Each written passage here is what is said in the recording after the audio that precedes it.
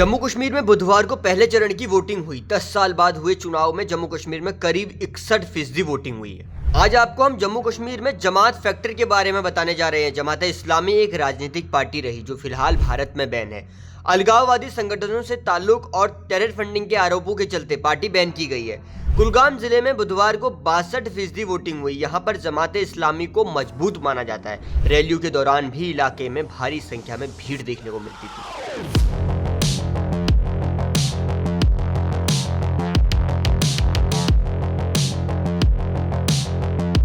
जमाती नेता अहमद रैशी ने एक मीडिया चैनल से बात करते हुए कहा, उन्होंने दुर्गम जगहों पर स्कूल बनवाए और हमेशा इस्लामी कौम के लिए काम किया, लेकिन जमात के बैन होने के बाद से वो अपने लोगों के लिए काम नहीं कर पा रहे हैं। उन्होंने कहा वो फिर से जमाती कौम के लिए, उनके भले के लिए काम करना चाहते हैं। कश्मीर के कोकपारा गाँव के रहने वाले 27 वर्षीय वसीम अहमद ने अपनी आंखों से देखे बदलाव के बारे में बताया। उन्होंने कहा, पहले पोलिंग स्टेशन पर कोई खास वोटिंग नहीं होती थी, लेकिन इस बार अच्छी खासी तादाद में वोट डालने गांव वाले यहां पहुंचे हैं। अहमद अपनी पोस्ट ग्रेजुएशन करने के बाद से अब तक बेरोजगार है। कुलगाम को जमात इस्लामी पार्टी का गढ़ माना जाता है।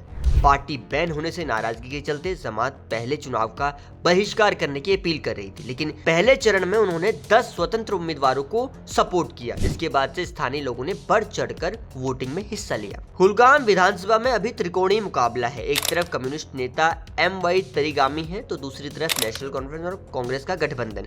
तीसरी तरफ जमात समर्थित स्वतंत्र उम्मीदवार सैयद अहमद रैशी और पीपुल्स डेमोक्रेटिक पार्टी के मोहम्मद अमील डार चुनावी मैदान में है। कुलगाम में इस बार करीब 62% वोटिंग हुई है। 2014 में करीब 58% और 2008 में 61.9% वोटिंग हुई। 2008 के बाद से कुलगाम में रिकॉर्ड वोटिंग इस बार हुई है। एक जमाती कार्यकर्ता ने हमें बताया कि कुलगाम में PDP और NC के बीच मुकाबला है। उनका कहना था कि उन्होंने जमात समर्थित उम्मीदवार को वोट नहीं दिया क्योंकि उनके पास कोई खास फ्यूचर का रोड मैप नहीं है। जम्मू कश्मीर में पहले चरण में 24 सीटों पर वोटिंग हुई और घाटी में कड़े सुरक्षा इंतजामों के बीच वोटिंग कराई गई। अभी अगले 2 चरण की वोटिंग और होनी है, जिसके बाद से जम्मू कश्मीर में कौन सरकार बनाएगा ये तय हो जाएगा। जम्मू कश्मीर की ताजा अपडेट्स के लिए जुड़े रहिए जनसत्ता के साथ।